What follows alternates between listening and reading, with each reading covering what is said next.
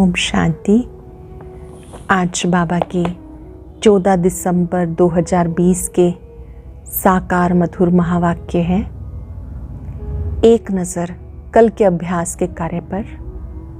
कल हम सब ने रूहानी माशूक के साथ रूहानी रूप से मिलन मनाया और बहुत सुंदर बात बाबा ने समझाई कि कल्प में एक बार ये मिलन होता है जिसमें आप अनुभूति करते हो, प्राप्ति करते हो, तृप्ति का अनुभव करते हो। ऐसी आत्माएं जो सदा रूहानी मिलन में रहती हैं वो संतुष्ट मणि बन जाती हैं। चाहे उन्हें 36 प्रकार का भोजन मिले तो भी संतुष्ट, सिंपल दाल रोटी मिले तो भी संतुष्ट। आज के साकार महावाक्यों में बाबा ने विशेष रूप से याद दिलाया कि बच्चे, अब आपके दुख के दिन पूरे हो गए, अब आपके सुख के दिन आ रहे हैं। ये खेल है चढ़ती कला और उतरती कला का। आपने 84 जन्मों की सीढ़ी चढ़ी और उतरी, फिर से अब आप चढ़ती कला की ओर जा रहे हो। याद दिलाया बाबा ने कि आपको बाबा की मुरली कभी मिस नहीं करनी है। मुरली में रेगुलर बनना है, पंक्चुअल बनना है, साथ साथ अपना चार्ट भी रखना है। मनसा वाचा कर्मणा, किसी को दुख तो नहीं दिया। फिर बाबा ने कहा आपकी जो पवित्रता है, मनसा में भी अपवित्रता ना हो, वाचा में आपकी सत्यता और मधुरता हो, कर्मणा में हर्षित मुक्ता, संतुष्टता हो, नम्रता हो। जब आप ऐसा पुरुषार्थ करेंगे तब कहेंगे पवित्र आत्मा। अब हम एकाग्र होकर बाबा की मुरली सुनेंगे। बाबा ने कहा, मीठे बच्चे, तुम्हारे दुख के दिन पूरे हुए। दुख के दिन पूरे हुए। तुम अब ऐसी दुनिया में जा रहे हो जहाँ कोई भी अप्राप्त वस्तु नहीं। आप ऐसी दुनिया में जा रहे हो जहाँ अप्राप्त कोई वस्तु नहीं। क्वेश्चन है, किन दो शब्दों का राज तुम्हारी बुद्धि में होने के कारण पुरानी दुनिया से बेहद का वैराग रहता है? दो शब्दों का राज आपकी बुद्धि में होने के कारण पुरानी दुनिया से बेहद का वैराग रहता है। उतरती कला और चढ़ती कला का राज तुम्हारी बुद्धि में है। जानते हो, आधा कल्प हम उतरते आए, अभी है चढ़ने का समय। बाबा आए हैं नर से नारायण बनाने की सत्य नॉलेज देने के लिए। बाबा क्यों आए हैं? नर से नारायण बनाने की सत्य नॉलेज देने।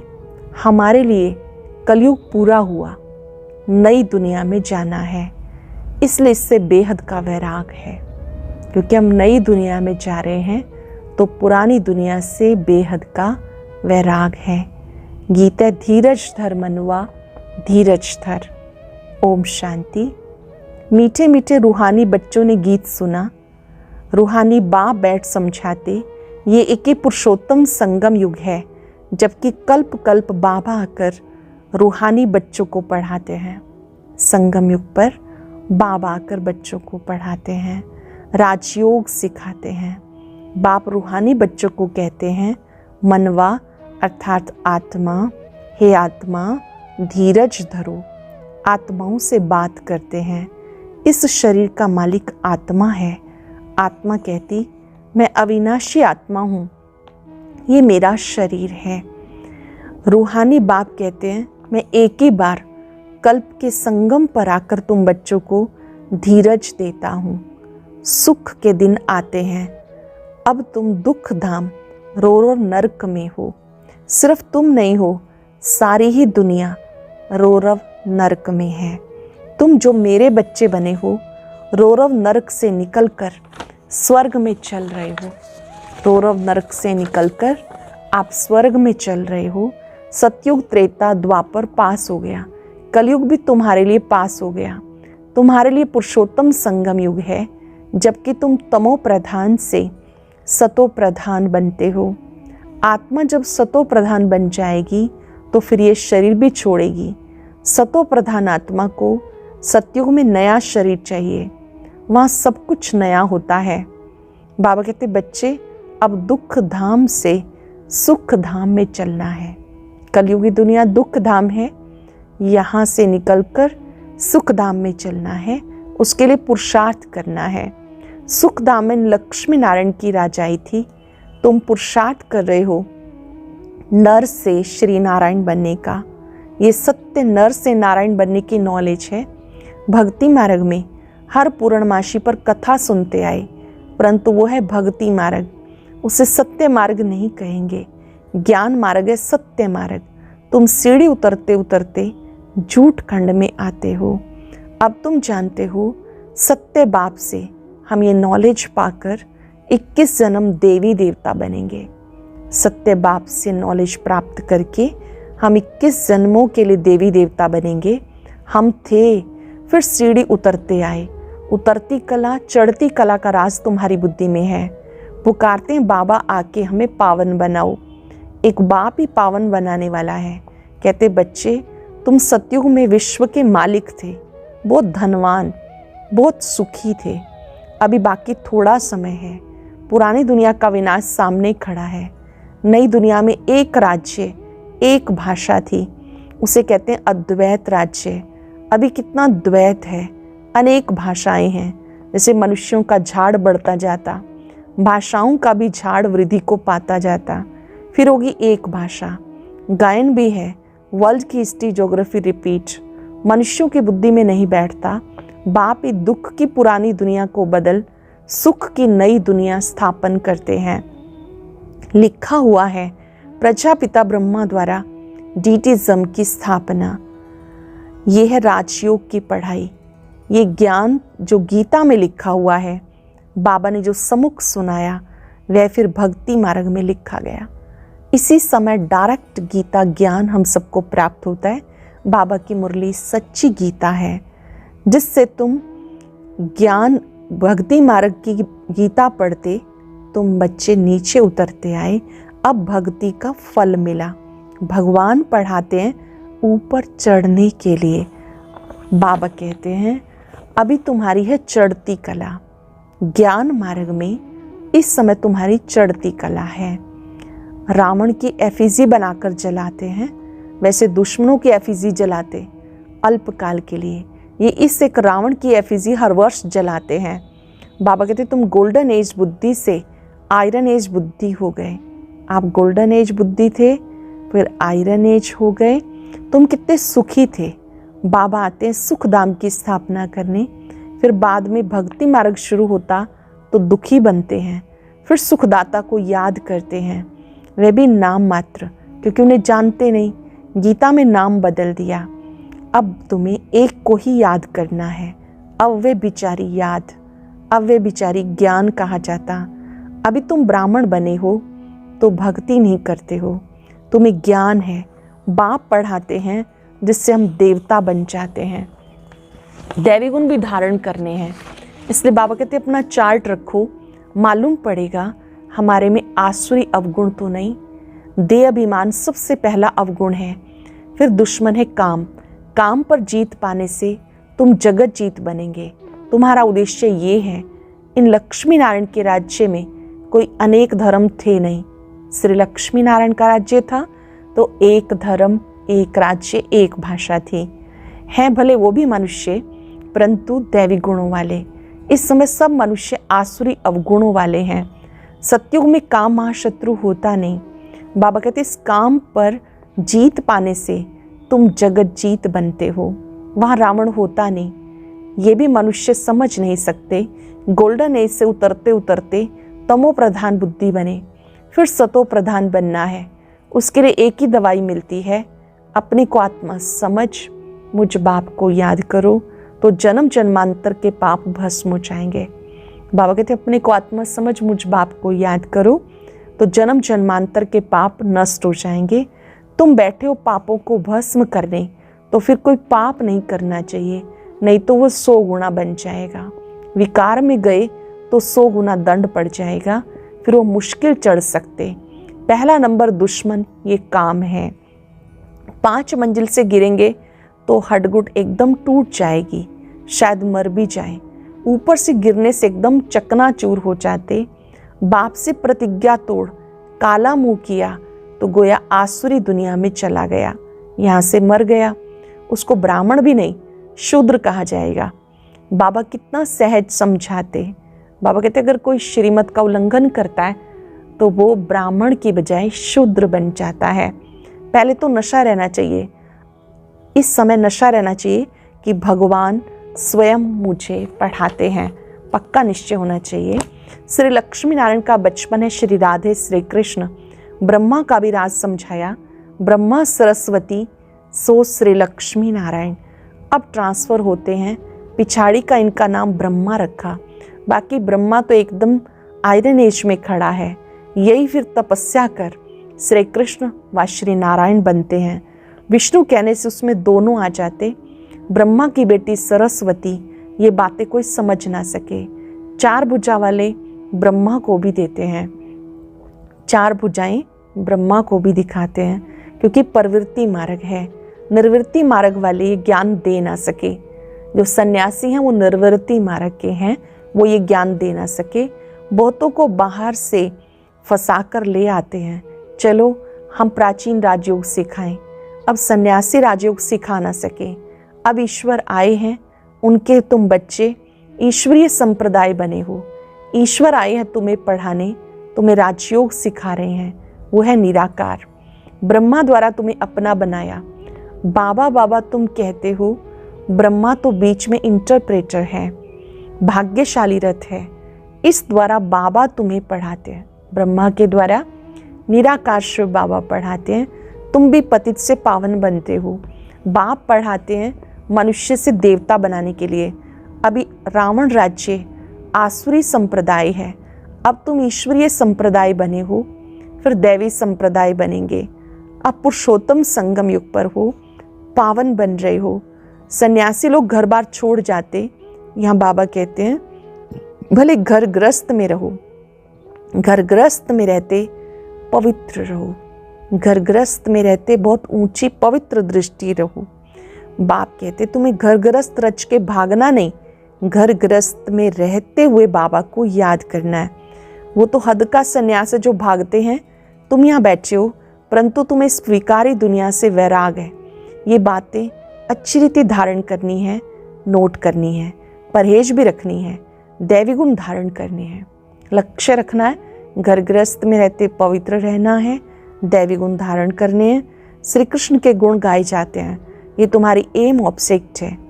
बाप नहीं बनते, तुम्हें बनाते हैं। फिर आधा कल्प के बाद तुम नीचे उतरते तमो प्रधान बनते हो। मैं नहीं बनता, ये बनते हैं। श्री बाबा कहते मैं कभी तमो प्रधान नहीं बनता, मैं सदा ही सतो प्रधान हूँ। ब्रह्मा की आत्मा धीरे धीरे तमो प्रधान बनती है, तुम बच्चे बनते हो। लेकिन शिव बाबा ने 84 जन्म भी इसने लिए, इनको भी अभी सतो प्रधान बनना है।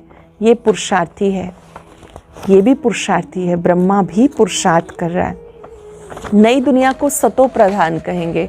हर चीज पहले सतो प्रधान, फिर सतो रजो तमो में आती। छोटे बच्चे को महात्मा कहा जाता क्योंकि उसमें विकार नहीं होते, इसलिए उन्हें फूल कहा जाता है। छोटे बच्चों को फूल कहा जाता है क्योंकि उनमें विकार नहीं, इसलिए उन्हें फूल कहते हैं। सन्यासियों से छोटे बच्चे को उत्तम कहेंगे क्योंकि सन्यासी तो फिर भी लाइफ पास करके आते हैं ना। 5 विकारों का अनुभव है, बच्चों को पता नहीं रहता, इसलिए बच्चों को देख खुशी होती। चैतन्य फूल हैं, अपना तो है प्रवृत्ति मार्ग। अब तुम बच्चों को इस पुरानी दुनिया से नई दुनिया में जाना है। अमर लोक में चलने के लिए तुम सब पुरुषार्थ करते हो, मृत्यु लोक से ट्रांसफर होते हो। देवता बनना है तो उसके लिए मेहनत करनी है। प्रजापिता ब्रह्मा के बच्चे भाई बहन हो जाते हैं। प्रजापिता ब्रह्मा की औलाद आपस में क्या ठहरे। प्रजापिता ब्रह्मा गाया जाता, जब तक प्रजापिता का बच्चा ना बने सृष्टि की रचना कैसे हो सकती। प्रजापिता ब्रह्मा के बच्चे सब रूहानी बच्चे हैं। निराकार शिव बाबा जब ब्रह्मा तन में आते हैं तो बाबा याद दिलाते हैं कि आप सब रूहानी बच्चे हो। वे ब्राह्मण होते जिस्मानी यात्रा वाले, तुम रूहानी यात्रा वाले। वे पतित, तुम पावन। वे कोई प्रजापिता की संतान नहीं, ये तुम समझते हो। भाई बहन जब समझे तब विकार में ना जाएं। बाबा कहते खबरदार रहना, हमारा बच्चा बनकर कोई क्रिमिनल काम नहीं करना, नहीं तो पत्थर बुद्धि बन जाएंगे। इंद्र सभा की कहानी भी है। शूद्र को ले आई तो इंद्र सभा में उसकी बदबू आने लगी, तो बोला पतित को यहाँ क्यों लाया, फिर उनको श्राप दे दिया। वास्तव में इस सभा में भी कोई पतित नहीं आ सकता, भले बाप को मालूम पड़े या ना पड़े, ये तो अपना ही नुकसान करते और इस 100 गुना दंड पड़ जाता। पतित को अलाउ नहीं किया जाता, उनके लिए विजिटिंग रूम ठीक है। कोई नया आता है तो उसको विजिटिंग रूम में बिठाया जाता है। बाबा मिलन की सभा में वो ही जा सकते हैं जो सब नियम पालन करते हैं। दैवी गुण धारण करने में टाइम लगता, पावन बनने की एक ही प्रतिज्ञा है। ये भी समझाया जाता देवताओं की और परमात्मा की महिमा अलग अलग है। पतित पावन लिबरेटर गाइड बाप है, सब दुखों से लिबरेट कर शांति धाम में ले जाते हैं। शांति धाम, सुख धाम और दुख धाम, ये भी चक्र है। अभी दुख धाम को भूल जाना है। शांति धाम से सुख धाम में वो आएंगे जो नंबरवार पास होंगे, वही आते रहेंगे। ये चक्र फिरता रहता है। ढेर की ढेर आत्माएं हैं, सबका पार्ट नंबर 1, जाएंगे भी नंबरवार। उनको कहा जाता है सबका पार्ट नंबरवार है, जाएंगे भी नंबरवार। ध्यान से समझेंगे, ये सृष्टि चक्र फिरता रहता है। हर एक आत्मा का अपना अपना पार्ट है। नंबरवार आती हैं आत्माएं पार्ट बचाने के लिए। दूसरे धर्म वालों का भी ऐसे होता। बच्चों को रोज समझाया जाता, स्कूल में रोज नहीं पढ़ेंगे, मुरली नहीं सुनेंगे तो एब्सेंट हो जाएंगे। पढ़ाई की लिफ्ट ज़रूर चाहिए। गॉडली यूनिवर्सिटी में एब्सेंट थोड़ी होना चाहिए। ये गॉडली यूनिवर्सिटी है, गॉड खुद पढ़ाते हैं, तो एब्सेंट नहीं होना चाहिए। पढ़ाई कितनी ऊंची है जिससे तुम सुखधाम के मालिक बनते हो। वहाँ तो अनाज सब फ्री रहता, पैसा नहीं लगता। अभी तो कितना महंगा है, 100 वर्ष में कितना महंगा हो गया। वहाँ कोई अप्राप्त वस्तु नहीं जिसके लिए मुश्किलात आए, वो है सुख धाम। तुम अब वहाँ के लिए तैयारी कर रहे हो, आप स्वर्ग की तैयारी कर रहे हो। तुम बैगर टू प्रिंस बनते हो। साहूकार लोग अपने को बैगर नहीं समझते। अच्छा, मीठे मीठे सिक्के लदे बच्चों प्रति माता पिता बाप दादा का याद प्यार, गुड मॉर्निंग। रूहानी बाप की रूहानी बच्चों को नमस्ते, रूहानी बच्चों की रूहानी बाप दादा को नमस्ते, गुड मॉर्निंग। शुक्रिया बाबा, शुक्रिया। धारणा के लिए सार, साइलेंस में बैठकर सोचेंगे आज बाबा ने क्या क्या समझाया। पहली पॉइंट, बाबा से जो संपूर्ण पावन बनने की प्रतिज्ञा की है, इसे पूरा निभाना है। बहुत परहेज रखनी है। चार्ट देखना है, हमारे में कोई अवगुण तो नहीं। गॉडली यूनिवर्सिटी में एब्सेंट नहीं होना है। पढ़ाई रोज पढ़नी है, एब्सेंट नहीं होना। सुखधाम का मालिक बनने की ऊंची पढ़ाई एक दिन भी मिस नहीं करनी। मुरली रोज सुननी है। बाबा रोज पढ़ाने आते हैं, मुरली जरूर सुननी है। वरदान है मनसा वाचा कर्मणा की पवित्रता में संपूर्ण मार्क्स लेने वाले नंबर 1 आज्ञाकारी भव। मनसा वाचा कर्मणा की पवित्रता में संपूर्ण मार्क्स लेने वाले नंबर 1 आज्ञाकारी भव। मनसा पवित्रता अर्थात संकल्प में भी अपवित्रता के संस्कार इमर्ज ना हो। सदा आत्मिक स्वरूप अर्थात भाई भाई की श्रेष्ठ स्मृति रहे। वाचा में सदा सत्यता और मधुरता हो। कर्मणा में सदा नम्रता, संतुष्टता और हर्षित मुक्ता हो। इसी आधार पर नंबर मिलते हैं। और ऐसे संपूर्ण पवित्र आज्ञाकारी बच्चों का बाबा भी गुणगान करते हैं। वही अपने हर कर्म से बाबा के कर्तव्य को सिद्ध करने वाले समीप रतन है।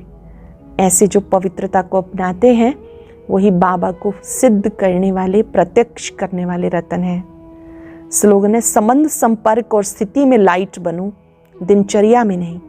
संबंध संपर्क और स्थिति में लाइट बनो, दिनचर्या में नहीं। दिनचर्या में तो हमें बहुत शक्तिशाली बनकर रेगुलर डिसिप्लिन रहना है, उसमें लाइट नहीं होना। कुछ लोग अमृत वेले उठे नहीं उठे, मुरली सुनी नहीं सुनी, बहुत लाइट रहते हैं कि कोई बात नहीं। बाबा कहते हैं संबंध संपर्क में, व्यवहार में लाइट रहो, लेकिन दिनचर्या में बहुत अच्छी तरह से शक्तिशाली बनकर पूरे अनुशासित तरीके से अपनी दिनचर्या को बना के रखना है। आज हम अभ्यास करेंगे, मैं बाबा का आज्ञाकारी बच्चा हूं। मुझे मन वचन कर्म से आज्ञाकारी बनकर रहना है। बाबा की हर आज्ञा शिरोधार्य करेंगे।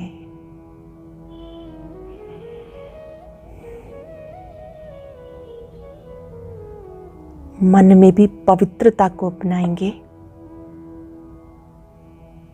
वाचा में सत्यता मधुरता को अपनाएंगे, कर्मणा में नम्रता, हर्षित मुक्ता, संतुष्टता को अपनाएंगे। 5 सेकंड के लिए बाबा के स्वरूप पर एकाग्र हो जाएं।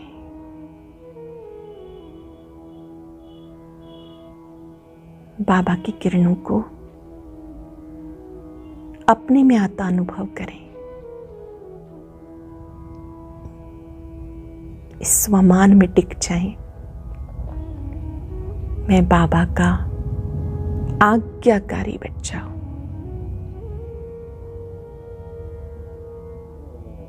शुक्रिया बाबा, शुक्रिया।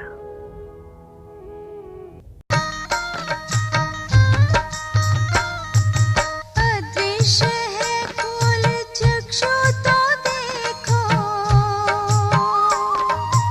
अस्तित्व उनका महसूस होगा। अदृश्य है खोल चक्षु तो देखो, अस्तित्व उनका महसूस होगा। मिलो उनको ब्रह्मा तन में, महका लो मन की ये बेला। थाम इस वेग को, जगा लो विवेक, सारे जग का कर्णधार हो। मुरली